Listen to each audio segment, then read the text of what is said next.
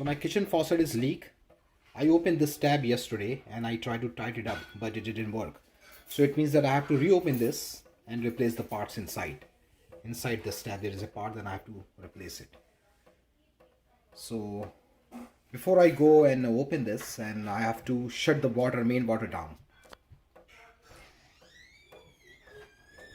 So this is the tab. I have to turn it off.